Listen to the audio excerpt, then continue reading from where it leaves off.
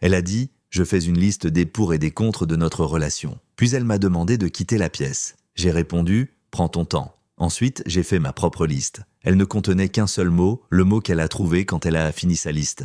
Moi, homme 29 ans, je suis rentré à la maison jeudi à 18h15 pour trouver ma petite amie depuis 3 ans, assise à notre table à manger avec son MacBook, un journal en cuir et 3 surligneurs de couleurs différentes étalés comme si elle se préparait à passer le barreau. « Oh, super ! T'es rentré ?» a-t-elle dit sans lever les yeux. « Il faut qu'on parle. » J'ai posé mon sac de travail. « Qu'est-ce qui se passe ?» Elle m'a enfin regardée très sérieuse. J'ai fait beaucoup de travail sur moi-même avec ma psy pour analyser mes schémas d'attachement, examiner mes schémas relationnels, vraiment plonger au cœur de mes besoins émotionnels. La thérapie dont je payais la moitié via notre compte commun. La psy que je n'avais jamais rencontrée parce qu'elle insistait sur le fait que la thérapie était son espace sacré. Ok. Et le docteur Reynolds a suggéré que je fasse une liste exhaustive des pour et des contre de notre relation, pour vraiment examiner si nous sommes compatibles sur le long terme ou si je suis juste dans le confort. Je suis resté planté là. 3 ans ensemble, 18 mois de vie commune, on parlait de se fiancer l'année prochaine. Et elle avait besoin d'une liste. Quand as-tu décidé ça ? J'y travaille depuis environ 3 semaines, j'ai des notes, mais j'ai besoin de temps sans interruption pour vraiment organiser mes pensées et faire une évaluation finale. Une évaluation comme si j'étais un bilan trimestriel. Alors, qu'est-ce que tu attends de moi ? J'ai besoin que tu partes pour la soirée, va peut-être chez ton frère. J'ai besoin d'un espace total pour assimiler tout ça, sans aucune pression extérieure ni influence sur ma prise de décision. Tu veux que je quitte notre appartement ? Ce n'est pas personnel. Le docteur Reynolds dit que ce genre de travail demande de la solitude. Et tu as besoin de combien de temps ? Je ne sais pas. 4 heures, 5 heures, le temps qu'il faudra. Je t'enverrai un texto quand j'aurai fini et on pourra discuter de mes conclusions. Ces conclusions pour savoir si je valais la peine d'être gardé ? Ouais, ok, j'y vais. Elle a vraiment souri, soulagée. Merci d'être si compréhensif. C'est vraiment important pour mon développement personnel. J'ai pris mes clés et mon portefeuille. Prends tout le temps qu'il te faut. J'ai conduit jusqu'au café au bout de la rue. Je suis resté assis dans ma voiture sur le parking pendant peut-être 15 minutes à fixer le volant. 3 ans. Et on me renvoyait comme un gamin pour que les adultes puissent de parler. Puis, il y a eu un déclic, froid et lucide. J'ai sorti mon téléphone, ouvert l'application Notes, créé une nouvelle liste. Titre, pour et contre de cette relation. J'ai tapé un seul mot, terminé. J'ai fait une capture d'écran, c'était ma liste complète. J'ai reconduit jusqu'à l'appartement, je suis entré discrètement. Elle avait ses AirPods, totalement absorbée par son ordinateur portable. Elle ne m'a même pas entendu, de la musique classique en fond. Elle avait allumé sa bougie de concentration, toute une mise en scène. Je suis allé dans la chambre, j'ai préparé un sac de sport, vêtements, affaires de toilette, ordi portable, chargeur. J'ai pris mes documents importants dans la boîte à archives. Mon acte de naissance, mon passeport, ma carte vitale, tout ce qui m'appartenait avant elle. Le contrat de bail y était aussi. Je l'ai feuilleté, signé de ma main. Durée du bail, encore 1 mois, puis renouvellement mensuel. Elle n'avait jamais été ajoutée. J'avais l'intention de le faire, mais je repoussais sans cesse l'échéance parce qu'elle n'avait jamais pris le temps de me montrer ses fiches de paie pour le dossier, comme l'exigeait le propriétaire. Parfait. J'ai pris la capture d'écran de ma liste, je l'ai envoyée par AirDrop sur l'ordinateur sur lequel elle travaillait, j'ai laissé mes clés sur le comptoir de la cuisine, je suis sorti et je suis arrivé chez mon frère à 20h47. Mon téléphone a commencé à vibrer à 21h23. T'es où ? T'es parti ? J'ai fini ma liste, il faut qu'on parle. C'est vraiment immature, tu ne peux pas juste partir parce que j'ai demandé de l'espace. J'essaye de faire un travail relationnel sain et tu le sabotes. Réponds-moi. J'ai éteint mon téléphone et je me suis endormi. Vendredi matin, j'ai allumé mon téléphone, 31 textos, pas tous d'elle. C'est quoi ton problème ? Elle m'a appelé en pleurs à minuit. Elle essayait d'être mature au sujet de votre relation. Et tu l'abandonnes, tout simplement. Qui fait ça ? Elle m'a dit que tu lui as envoyé un mot bizarre et que tu t'es barré. Super mature. Il faut que tu rentres et que tu arranges ça. Je n'ai répondu à aucun d'entre eux. Je me suis préparé pour aller bosser. Mon frère a fait du café. Alors, qu'est-ce qui s'est passé exactement ? A-t-il demandé. Je lui ai tout raconté. La liste, son besoin d'espace. Ma réponse en un mot. Il est resté silencieux 1 minute, puis « c'est froid, mec ». Elle m'a demandé de quitter mon propre appartement pour qu'elle puisse noter notre relation comme un devoir de fin de trimestre. Pas faux, le travail s'est bien passé jusqu'à 11h, heure à laquelle le téléphone de mon bureau a sonné. Pas mon portable, ma ligne fixe au boulot que presque personne n'a. « Allô ? Qu'est-ce qui ne tourne pas rond chez toi ?» Sa mère. « Je suis au travail ? Ça peut attendre ? Non, ça ne peut pas attendre. » Ma fille m'a appelé en sanglots ce matin. Elle a dit que tu l'avais plaquée parce qu'elle essayait de travailler sur votre relation. C'est une façon de voir les choses. Elle a fait preuve de réflexion, elle essayait de prendre une décision éclairée et mature concernant votre avenir ensemble. en faisant une liste des pour et des contre pour savoir si j'étais à la hauteur, pendant que j'attendais en exil. Elle fait de l'anxiété. Elle a besoin d'assimiler les choses méthodiquement. Tu le sais. Je le sais. C'est pour ça que j'ai pris ma propre décision méthodiquement. En l'abandonnant, en concluant que quelqu'un qui a besoin d'un tableur pour savoir si je vaux son temps n'est pas quelqu'un avec qui j'ai envie d'être. Comment oses-tu? Je dois y aller? Je suis au travail? J'ai raccroché. Mon collègue de l'open space d'à côté me fixait. Tout va bien? Embrouille avec ma copine. Avec mon ex-copine. Putain, désolé mec. Pause déjeuner. Mon téléphone a encore sonné. Son père, cette fois, j'ai décroché. Oui, il faut qu'on parle de la façon dont tu traites ma fille. Je la traite comme quelqu'un qui m'a demandé de quitter mon appartement pour qu'elle puisse évaluer si j'étais convenable. Ce qui veut dire que je ne la traite plus du tout. Ce n'est pas ce qui s'est passé. Elle essayait de faire une liste de pour et de contre. Je sais, elle me l'a dit, j'ai fait la mienne. La mienne était plus courte. Tu ne peux pas la laisser tomber comme ça. Elle n'a nulle part où aller. Elle a des parents. Là n'est pas la question. C'est exactement la question. L'appartement est à mon nom. Elle n'est pas sur le bail. Elle voulait de l'espace pour réfléchir. Je lui ai donné un espace infini. Tu te comportes comme un gamin. Je suis extrêmement clair. C'est fini. Elle peut venir chercher ses affaires ce week-end. Elle ne va pas chercher ses affaires. C'est chez elle? Non, c'est mon appartement dans lequel elle vivait. Grosse nuance. J'ai raccroché. De retour à mon bureau, email d'une adresse que je ne connaissais pas. Je l'ai ouvert. Bonjour, je suis le docteur Reynolds, la psychothérapeute de votre partenaire. Elle m'a communiqué vos coordonnées en cas d'urgence. Je comprends qu'il y a eu une rupture importante dans votre relation et j'aimerais vous proposer une séance conjointe pour vous aider tous les deux à assimiler la situation. Supprimer, puis adresse email bloquée. Sa psy me contactait carrément en direct. Bonjour les limites professionnelles. Ce soir-là, je suis arrivé chez mon frère et j'ai trouvé sa voiture dans l'allée. Elle était assise sur les marches du perron. Il faut qu'on parle? A-t-elle dit en se levant. Non, si. Tu n'as pas le droit de terminer 3 ans de relation comme ça.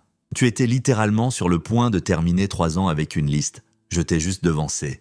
C'est pas...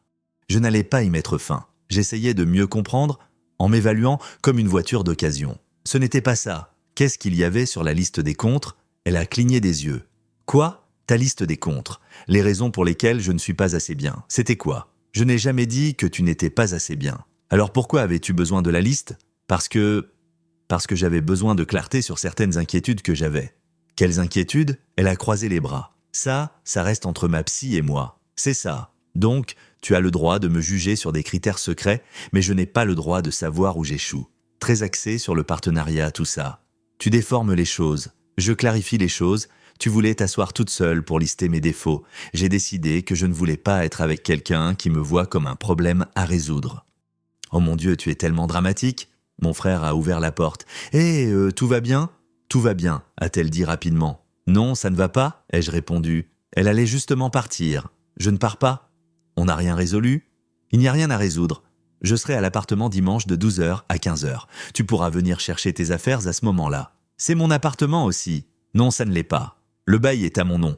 Tu n'y figures pas. » Son visage est devenu blanc, puis rouge. « Tu te fous de moi, là ?»« Non. Dimanche, de midi à 15h. Tu ne peux pas me virer. Je ne te vire pas. Je t'informe du moment où tu pourras récupérer tes affaires dans mon appartement. C'est illégal. J'ai des droits en tant que locataire.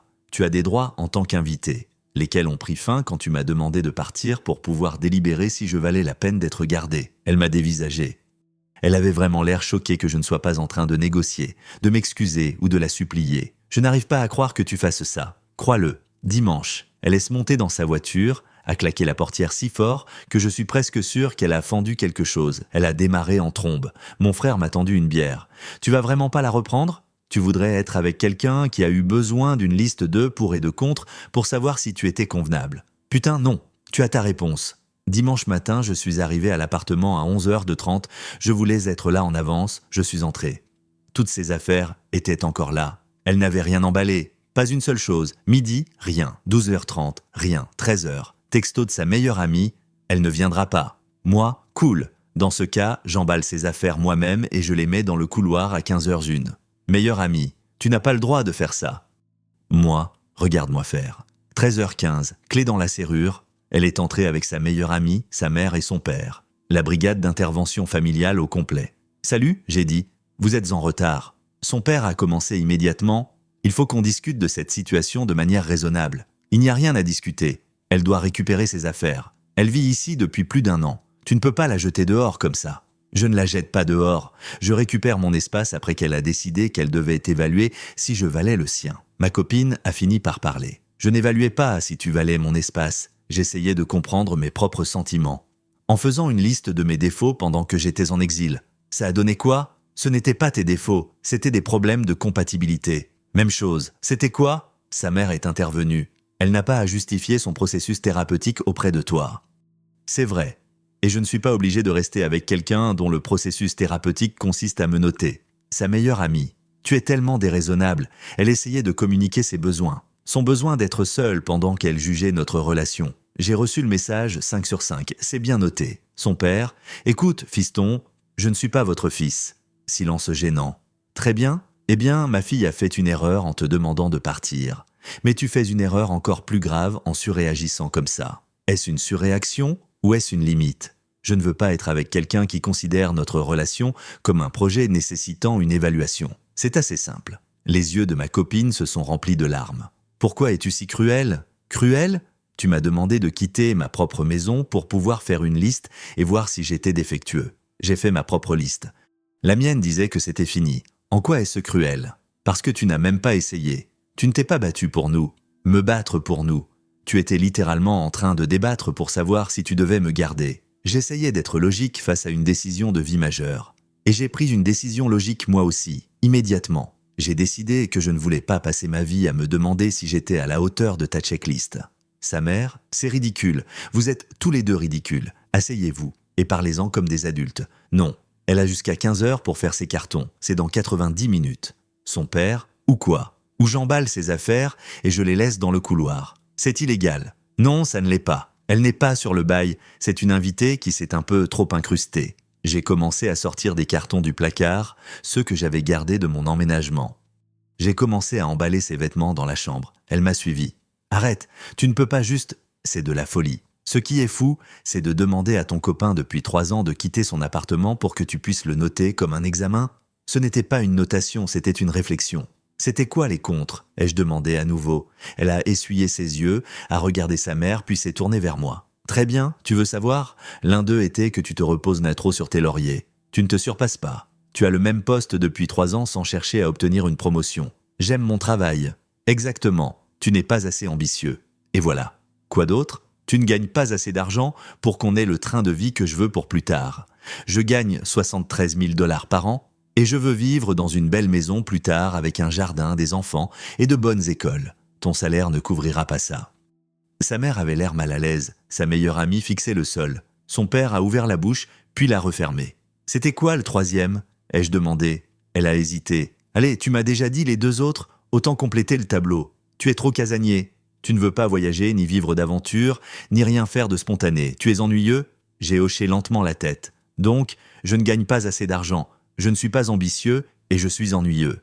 Ce n'était que des inquiétudes. La liste des pour était beaucoup plus longue. Longue comment? Quoi? Combien de pour? 11. 11 pour, 3 contre. Et tu as eu besoin de 4 heures seule pour savoir si je valais la peine d'être gardé. Sa meilleure amie a essayé de sauver les meubles. C'est injuste. Elle essayait d'être exhaustive. Elle explorait son ambivalence de manière exhaustive pendant que je roulais en voiture, en me demandant pourquoi ma copine depuis 3 ans avait besoin d'une matrice de décision pour savoir si j'étais à la hauteur. Pendant ce temps, elle le savait déjà. Je suis fauché, ennuyeux et sans ambition. Merci pour la clarté. Le visage de ma copine s'est décomposé. Tu donnes l'impression que c'était pire que ça ne l'était. Ah oui? Parce qu'on dirait bien que tu faisais mentalement ton shopping pour trouver une version améliorée, alors que je pensais qu'on construisait quelque chose. C'est faux. Alors pourquoi cette liste? Parce que mon ami de la fac vient de se fiancer, qu'il est avocat, qu'ils achètent une maison, et j'ai commencé à réfléchir à ce que je veux pour mon avenir, et si, elle s'est arrêtée, mais le mal était fait. Sa mère a carrément grimacé. Si je pouvais te donner ça, ai-je terminé. Et si j'avais assez de succès, si j'étais assez riche, assez passionnant.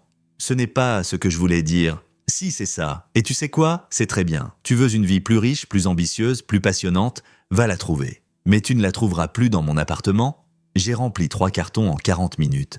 Ses parents et sa meilleure amie ont aidé. Tous étaient au silencieux maintenant. L'atmosphère avait complètement changé.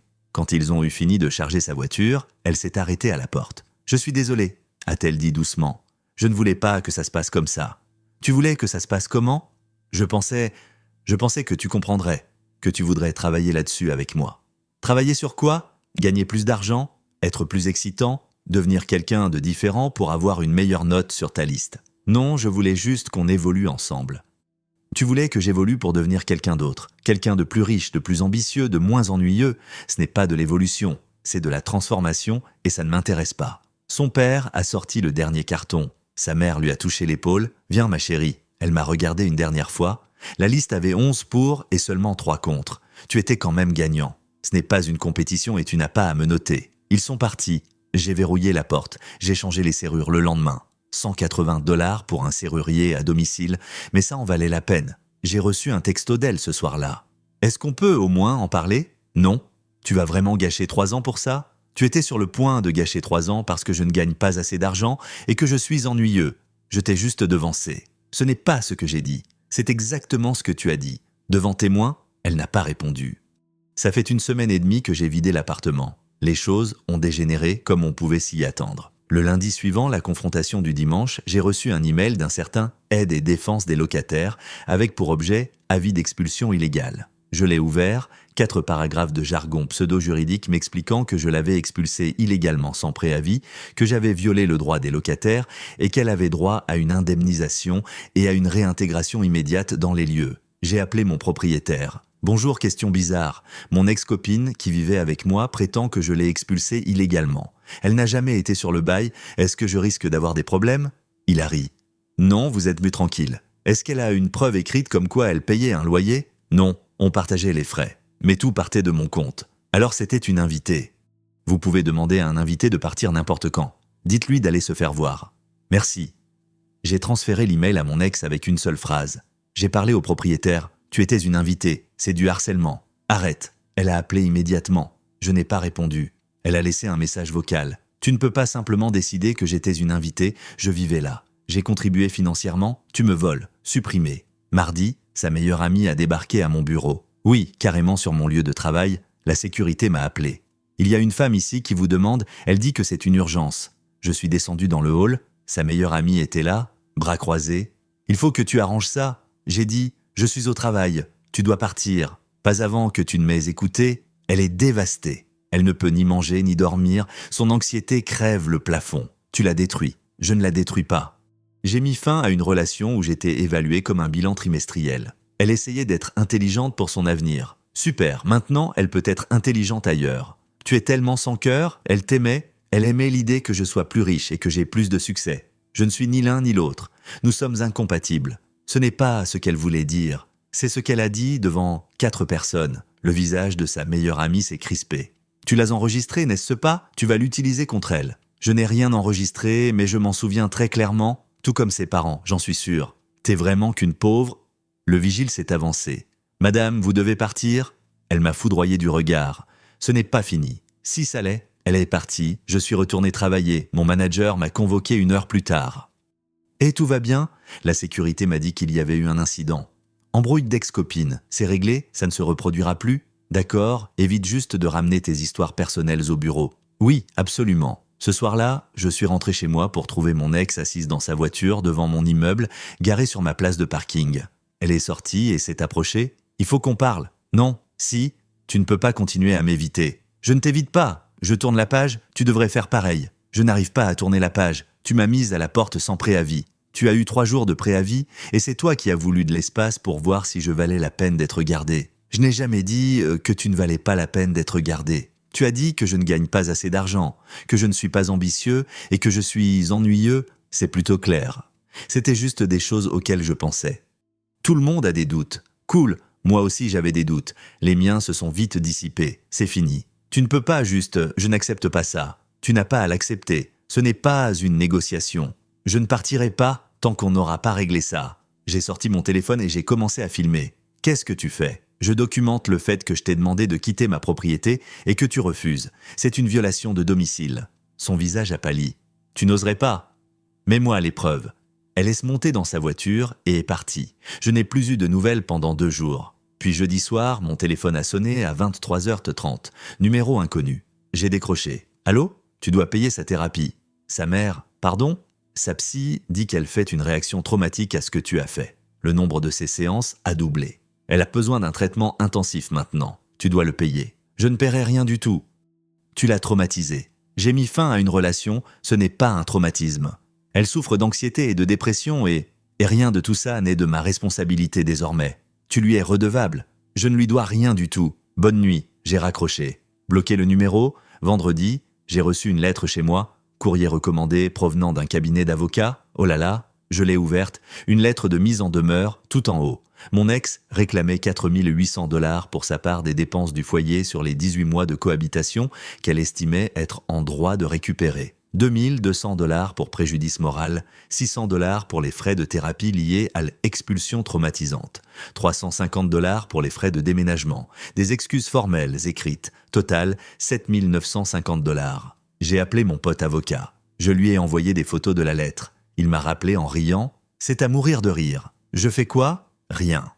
C'est une lettre d'intimidation de la part d'un avocat. Elle a dû payer 200 balles pour te faire peur. Son dossier est vide. Elle n'était pas sur le bail. Tu n'as rien volé. Et le préjudice moral nécessite des preuves de dommages réels qu'elle ne peut pas fournir. Ignore ça. T'es sûr ? À 100%. Si elle dépose vraiment un recours, appelle-moi. Mais elle ne le fera pas. C'est juste de l'intimidation. Merci mec. Samedi matin, mon ex a encore débarqué à mon appartement. Elle a frappé à la porte à 8h du matin. J'ai ouvert en laissant l'entrebâilleur. Quoi ? Tu as reçu la lettre de mon avocat ? Ouais. Alors, tu vas payer ? Non. Tu y es obligé ? C'est une injonction légale. C'est une blague. Mon avocat dit que ton dossier est vide. Elle a rougi. Tu l'as montré à un avocat ? Évidemment. Tu croyais que j'allais paniquer et te lâcher 8 000 $ comme ça ? Tu me dois cet argent. J'ai contribué à cet appartement. Tu étais une invitée qui partageait les frais. Tu n'as droit à aucun remboursement. Je vais te poursuivre en justice. Vas-y, on verra ce que ça donne. Tu vas le regretter. J'ai déjà dit à ton avocat d'aller se faire voir. Dis-lui toi-même. J'ai refermé la porte, verrouillée. Elle a tapé dessus pendant 1 minute avant de partir. Dimanche, je me suis réveillé avec 15 textos de différents numéros. Ses amis, ses cousins, des gens que je ne connaissais même pas. T'es un monstre. Tu l'as jeté à la rue sans rien. Tu vas payer pour ça. Le karma va s'occuper de toi. Je les ai tous bloqués. Puis ma mère a appelé « Coucou mon chéri, dis donc, j'ai reçu un drôle de message sur Facebook. » Oh non, oh si, la mère de ton ex-copine m'a envoyé un très long message pour m'expliquer à quel point tu avais traumatisé sa fille et que je t'avais mal élevé. Maman, je suis tellement désolé, ne le sois pas. Je lui ai répondu que sa fille avait demandé à mon fils de quitter son propre appartement pour faire une liste afin de voir s'il était à la hauteur et qu'elle s'était ensuite plainte lorsqu'il avait pris sa propre décision. Elle m'a bloqué. T'es la meilleure ? Je sais, mais mon chéri, est-ce qu'elle va bien ? Ça a l'air intense. Elle perd pied parce qu'elle pensait que j'allais la supplier de me reprendre. Je ne l'ai pas fait. Et maintenant, elle essaie de me punir pour me soumettre. C'est pas sain du tout. C'est pour ça qu'on a rompu. T'as bien fait ? Ça fait 5 semaines depuis l'incident de la liste des pour et des contre. Mise à jour finale parce qu'il faut que ça s'arrête. La lettre de mise en demeure n'a rien donné. Comme prévu, son avocat lui a sûrement dit que son dossier était vide parce que je n'en ai plus jamais entendu parler. Mais le harcèlement a continué pendant encore 2 semaines. Elle a créé un faux compte Instagram pour m'envoyer des messages. Elle a posté des trucs vagues sur son vrai compte à propos de son ex-copain narcissique et de violences financières. Elle a identifié des amis communs qui, j'en suis sûr, ont eu droit à toute l'histoire larmoyante. J'ai perdu peut-être 3 ou 4 personnes dans notre cercle d'amis. Des gens qui ont entendu sa version et ont décidé que j'étais le méchant. Très bien, ça ne vaut pas la peine de se battre. Mais ensuite, elle a fait une erreur. Il y a 2 semaines, mon téléphone a sonné. Numéro inconnu, j'ai répondu sans réfléchir. « Allô ?» Une voix d'homme que je ne connaissais pas. « C'est qui ? Je m'appelle Tyler, Écoute, c'est bizarre, mais je fréquente ton ex. On sort ensemble depuis environ 3 semaines. » Mon cerveau s'est arrêté de fonctionner. 3 semaines ? Ouais, on s'est rencontrés sur une appli de rencontre il y a 1 mois. Elle m'a dit que vous aviez rompu il y a 6 mois, que tu étais super contrôlant et abusif et qu'elle s'en était sortie de justesse. 6 mois ? Ouais, mais un truc clochait. Elle n'arrêtait pas de me poser des questions sur mon salaire, mon intitulé de poste, où je me voyais dans 5 ans. Des questions vraiment intenses pour les premiers rendez-vous. Du coup, j'ai tapé son nom sur Google et j'ai trouvé des posts sur Reddit où elle parle de son ex-copain qui l'a abandonné. La chronologie ne correspond pas à ce qu'elle m'a raconté. C'est quoi la chronologie dans les posts ? Elle dit que vous avez rompu il y a environ 1 mois, mais elle m'a dit 6 mois. Et elle dit que tu l'as jeté dehors parce qu'elle voulait travailler sur votre relation. Vous avez vraiment rompu il y a 6 mois ? Non, il y a 5 semaines. Punaise, ouais. Elle me ment depuis le début. Apparemment, qu'est-ce qui s'est vraiment passé si ça ne te dérange pas que je te demande ? Je lui ai raconté la liste, la demande d'espace, ma réponse en un mot, toute l'histoire. Il est resté silencieux. Puis, bordel de merde, c'est plutôt manipulateur. Bienvenue dans ma vie, mon ancienne vie. Elle me disait qu'elle voulait quelque chose de sérieux, qu'elle était prête à se poser avec la bonne personne. Elle m'a posé des questions sur mon plan à 5 ans, mon plan d'épargne retraite, et si je voulais des enfants. Tu gagnes combien? Je suis chef de projet dans une boîte tech, genre 110 000 $ de base, plus des stocks options. Et voilà, laisse-moi deviner. Elle a été super affectueuse, elle a fait avancer les choses très vite, elle parlait beaucoup d'avenir. Ouais, franchement, je trouvais ça sympa, mais un peu intense. Elle fait son shopping pour trouver une version améliorée. Tu gagnes plus que moi. Tu es le modèle plus riche, avec plus de succès. Seigneur, désolé mec, mais ouais, voilà la fille avec qui tu sors. Plus maintenant. Merci d'avoir été franc avec moi. Pas de souci, bonne chance. Il a raccroché, je suis resté assis là pendant 1 minute, puis j'ai ri, vraiment ri. Elle avait tourné la page en moins de 3 semaines, elle était déjà en train de faire du love bombing sur un nouveau mec, de mentir sur la chronologie de notre relation, de chasser quelqu'un qui cochait toutes ses cases. La liste des pour et des contre ne servait pas à comprendre ses sentiments. Elle servait à justifier la montée en gamme qu'elle désirait déjà. J'ai envoyé un texto à mon frère. Elle sort avec quelqu'un d'autre, depuis 3 semaines. Elle lui a dit qu'on a rompu il y a 6 mois. Lui, waouh, t'as esquivé une balle. J'ai esquivé un missile. Ce soir-là, j'ai reçu un texto de Tyler. J'ai rompu avec elle, elle a pété un câble. Elle a pleuré en disant qu'elle avait été abandonnée 2 fois maintenant. Elle a essayé de me faire changer d'avis. Je lui ai dit que je ne sortais pas avec des menteuses. Elle m'a traité d'immature. Je me suis dit que tu voudrais le savoir. Merci de me tenir au courant. C'est sympa de m'avoir contacté. Pas de problème, mec. Désolé que tu aies dû traverser ça. Le harcèlement a complètement cessé après ça. J'imagine qu'elle est trop occupée à trouver le prochain candidat. J'ai entendu dire par les bruits de couloir, Tyler est d'ailleurs resté en contact, on a pris un café la semaine dernière, qu'elle était de retour sur toutes les applis de rencontres avec un filtre très spécifique. Les hommes qui gagnent plus de 100 000 $. Elle est retournée vivre chez ses parents parce qu'elle ne pouvait pas payer un loyer toute seule. Sa meilleure amie en a apparemment eu marre de tous ces drames et a pris ses distances. Elle raconte aux gens que j'ai gaspillé 3 ans de son horloge biologique. Pendant ce temps, moi je vais bien, vraiment bien. L'appartement me semble à nouveau être le mien. J'ai repeint le salon. J'ai pris un chien, un corneau d'un refuge, qui est le colocataire le plus détendu du monde. J'ai recommencé à faire des rencontres il y a environ 1 semaine. Rien de sérieux pour le moment, mais je parle avec quelqu'un qui a l'air cool. Elle est vétérinaire, elle gagne sa vie, elle a son propre appartement. On a pris un café 2 fois. Elle ne m'a pas posé de questions sur mon salaire, mon poste ou mon plan de carrière à 5 ans. On a parlé de livres, de voyages et de trucs idiots qui nous ont fait rire. Au 2e rendez-vous, elle m'a demandé ce qui s'était passé dans ma dernière relation. Je lui ai dit la vérité, toute l'histoire, la liste, la réponse, terminée, tout. Elle est restée silencieuse 1 seconde. Puis elle a dit « C'est la limite la plus saine que j'ai jamais entendue. » Ouais, elle te traitait comme un portefeuille d'investissement. Tu t'es retiré du jeu, c'est fort. On ressort ensemble ce week-end. À tous ceux qui ont dit que j'avais surréagi, une femme qui m'aimait n'aurait pas eu besoin d'une session solo de 4 heures pour savoir si je méritais qu'elle m'accorde de son temps. Elle m'en aurait parlé comme une partenaire. À tous ceux qui ont dit que j'avais été trop dur, je lui ai donné exactement ce qu'elle m'a donné. Une évaluation et un rejet. Mais en plus rapide. Ma liste ne contient toujours qu'un seul mot, terminé. Et ça me va très bien. N'oubliez pas de liker et de vous abonner pour ne rien rater des prochaines histoires. Et dites-moi en commentaire d'où est-ce que vous nous écoutez. И все. И нас никто не заметит.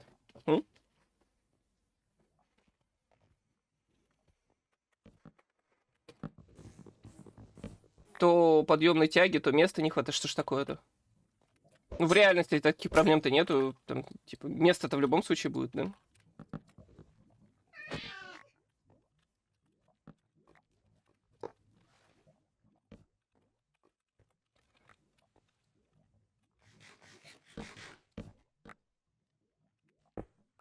Пустое ведро мне дали. О, как спасибо.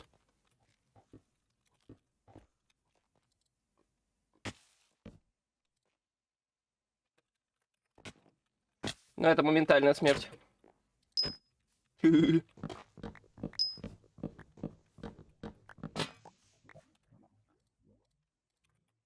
Зря он сюда полез. О, что надо.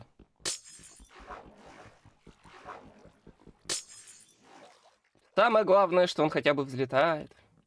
В смысле, так надо же, чтобы еще садился, о, менточе. Мне кажется, чтобы все живые остались там. Никто не умер или все такое, не? Или это похуй? Залетел, и ладно, как-нибудь сядем.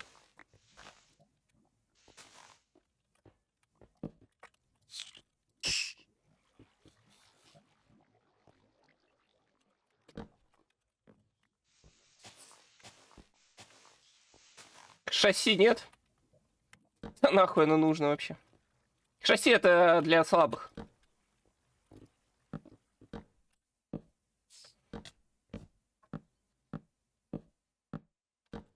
Реальные пацаны прыгают с парашюта и все, и нормально. А самолет все на помойку там. Куда прилетит, туда и прилетит.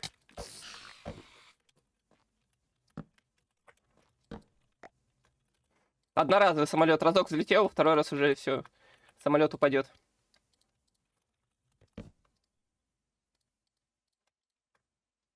И вот в Советском Союзе так и летали. И была в этом некая ирония.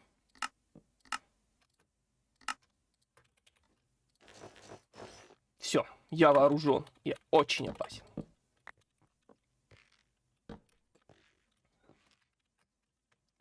Не знаю, как он меня будет убивать.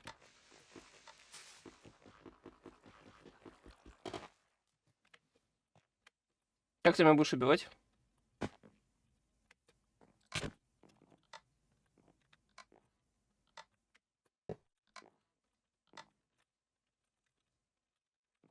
А, ну там еще живые, ну ладно, живи пока.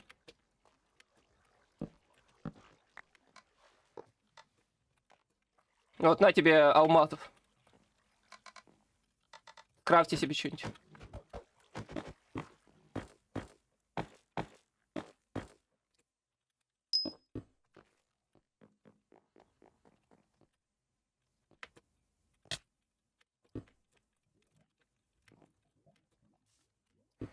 Правда, топливо жрет как бешеный. Да ладно. Нам ли русским париться насчет топлива? У нас же нефтяная страна, бензоколонка. У нас неограниченное число топлива и нефти. У нас вообще самая дешевая в мире, кстати, должна быть бензин. Так что не нам париться по фигне.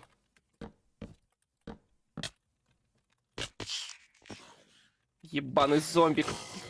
Ну, сука. Я тебе ничего хорошего, кстати, не выпало, смотрите. Эти мутанты одни вонючие чернобыльские.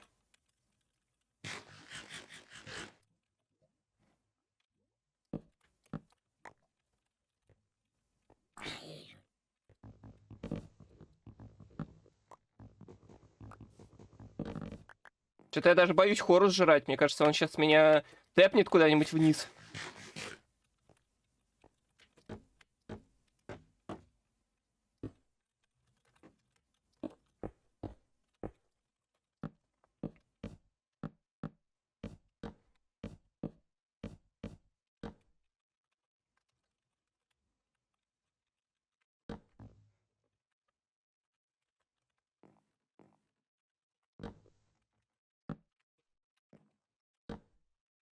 Сука, да заебали боли. 4 опасных блока подряд монстры. 5 опасных блоков подряд монстры. И блоки.